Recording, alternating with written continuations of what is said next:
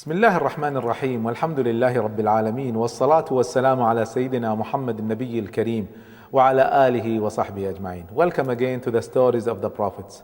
Peace be upon them all.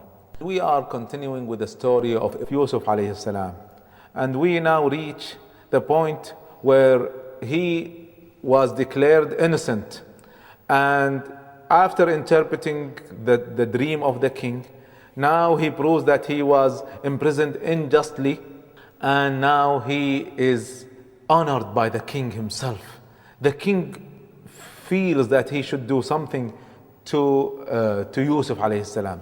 He is the only one who could interpret his dream, and he was imprisoned in his own prisons unjustly. So he said, "Bring him to me, I shall honor him myself." And they brought Yusuf alayhi salam to the king. Now, when Yusuf alayhi salam started to talk to the king suddenly realized that he is not in front of an ordinary person. He is in front of somebody who is knowledgeable, virtuous, wise, a leader. The king said, "Definitely, I have never seen anyone like you, and you are very honest. If someone else was asked to leave the prison, he would leave it immediately. Tell me, what can I do for you?" Yusuf alayhi salam used the opportunity and said, "I ask you to make me in charge of the finance ministry. I know how to handle it, and I am a trustworthy person to handle your wealth." He knows because he was raised in the house of the finance minister, who was a corrupt person. Yusuf alayhi salam was an honorable person, and he knows how to handle the coming years because Allah subhanahu wa ta'ala gave him the strategic plan of the 15 years to come. So the king looked and he saw that the qualities of Yusuf are much better than the qualities of Al-Aziz, the finance minister. And the coming years are a very dangerous period for Egypt. And if he doesn't give it to somebody that is knowledgeable and trustworthy, then Egypt would be lost. So the king made him the new minister of finance, and he, even further than that, gave him the power to be in charge of all the other ministries. He became the prime minister of Egypt, and the king left him to decide on the affairs of Egypt. Now suddenly this man who was almost killed in a well, who was enslaved, who was imprisoned, now he becomes the prime minister of Egypt. Allah subhanahu wa ta'ala says in the Quran, "We bestow our mercy on whom we please, and we suffer not to be lost the reward of those who do good." Those who obey Allah, Allah verily shall reward them in this life and in the hereafter. So now Yusuf is at the top of the power in Egypt, next to the king. And he started to manage Egypt, and he started to tell the other ministers what to do, and he had a free hand on how to handle the affairs of the people of Egypt. First 7 years passed. Abundance of water, abundance of wealth, abundance of fruits and grains, and Yusuf alayhi salam managed them so well. And he kept the grains untouched, because if you try to clean them, they would be easier to corrupt. So he left them very clean, and he kept them in a clean storage. He was running the affairs himself. The king saw how wisely Yusuf is managing Egypt, so he did not interfere. A huge amount of food and grains was saved. Then the next 7 years started, and no water came from the sky, and the crops withered, and even the animals started to die, or they would not produce enough meat or milk. There was just not enough food for everyone, except what has been stored in Egypt. Starvation spread not only in Egypt, but also reached Palestine and surrounding, and everyone was in a miserable situation. Yusuf alayhi salam started a quota program for Egypt. Every family will be given a certain amount, and the quota was as follows: 1 camel and whatever it can carry of grains is given for each person, young or old. That is the quota. And he also calculated in his calculation not only the people of Egypt, but also the surrounding areas. And if we follow that quota, then it should be enough to survive the 7 years. That quota is a yearly quota. And everyone was satisfied. You have to manage. You have to eat as little as possible. You have to manage with the camel and the grains until the year passes. Otherwise, you share with your family. So each family is responsible for themselves, and each person is responsible for him or herself. At that time, Yaqub, Jacob, peace be upon him, the father of Yusuf alayhi salam, and his children who were living in Palestine were touched by the starvation. And food was so scarce, and food became very, very expensive. And they were a poor family. Soon the news reached Palestine that Al-Aziz in Egypt was making food available at a quota. He was selling them this food at the same price that was during the prosperous years of Egypt. And he was making this food available for also those in surrounding areas. So caravans started to come from Palestine to Egypt to buy food because it's cheaper than Palestine. One day, while Yusuf alayhi salam was managing and distributing these quotas of grains and camels, a new episode in the life of Yusuf alayhi starts when his brothers came to Egypt seeking to buy food from Al-Aziz. So they came to see him, and of course he immediately recognized them, but they did not recognize him. First of all, they did not hear of him. 30 years has passed since they threw him in the well. He has changed so much, and even if he looks the same, they would not even think remotely that their brother could be the prime minister of Egypt. How could this ever happen? It is only the miracle of Allah subhanahu wa ta'ala. So they did not recognize him. So he started to question them. Where did you come from? Who is your father? Do you have any other brothers? They said, yes, we have one younger brother. He is with our father. Why didn't you bring your brother with you? How come 10 brothers come and only one is left? You're not telling the truth. You're telling me lies. They said, we are not lying. This is the truth. So it doesn't make sense.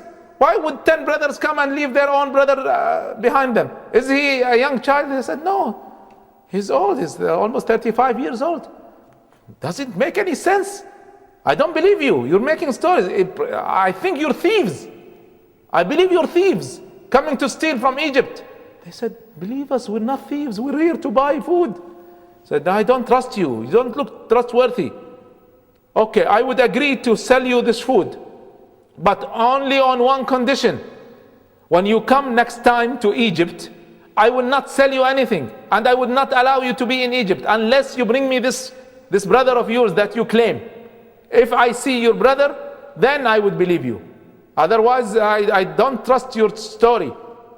And if you bring him, I see that you're telling the truth, then I will make it up for you.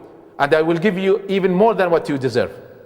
So they said, okay, you sell us now the food, and next time we will bring our brother and you'll see that we're telling the truth. He said, okay, this is our agreement. Otherwise, you get no food from now on from Egypt. That is why they brought their brother with them next time.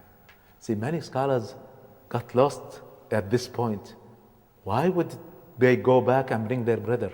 Why would they ask their father and push their father to send their brother with them, Benjamin, the younger brother of Yusuf?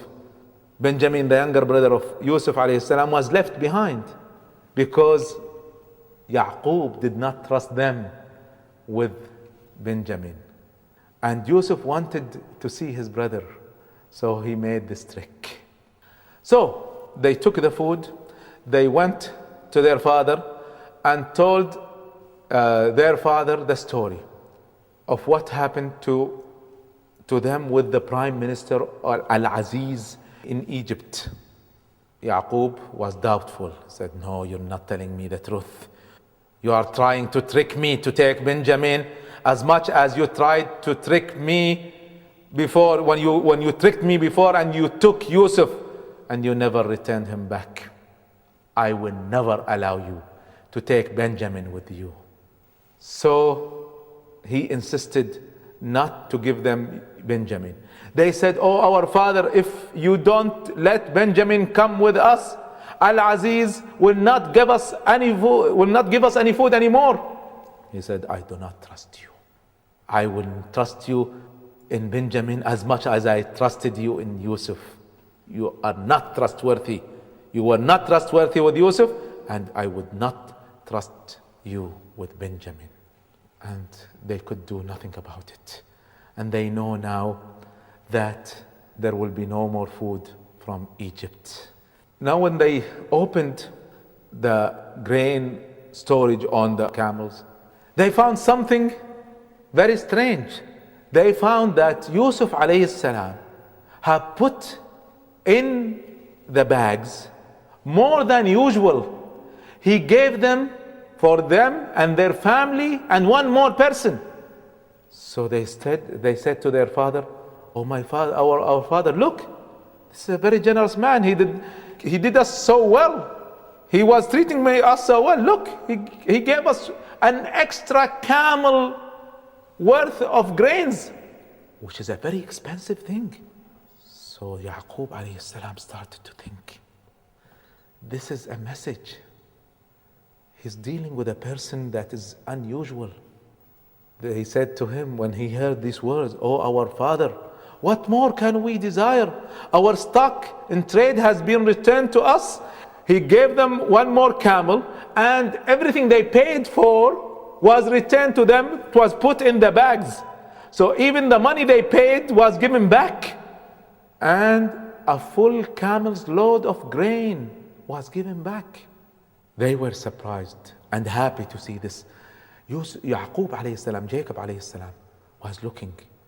They looked happy. They looked surprised. So there was no trick. He's dealing with someone else. It is not them. They wanted this. So he said to them, when he saw that it is not them that is doing this, he said to them, I will agree to let Benjamin go with you on one condition, that you swear upon Allah to me that you will not leave Benjamin back. You will die to bring Benjamin back with you. Only on that condition I will let Benjamin go with you. And they agreed, and they gave him the oath that they will not let Benjamin back, even if they have to die. So he said to them, you can go back and return to Egypt. And my advice to you, do not enter together from one door. When you enter Egypt, enter from different places.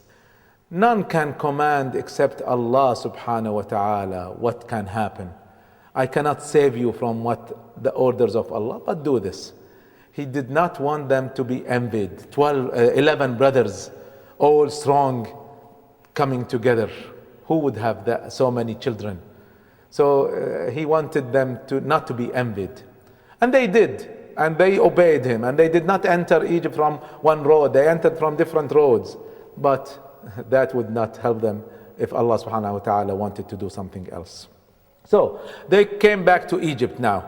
And upon their arrival, they went immediately to Yusuf alayhi salam, and they said to him, look, we brought our brother.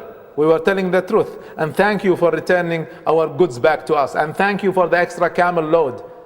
So please sell us some more. We need now the new quota. He said, yes, I am sorry that I have treated you so. And I am sorry that I doubted you. You are my guests now. Before I give you anything, you shall stay with me for a few days. And he ordered them into the guest house. Now the rooms in the guest house would take 2 people in each room.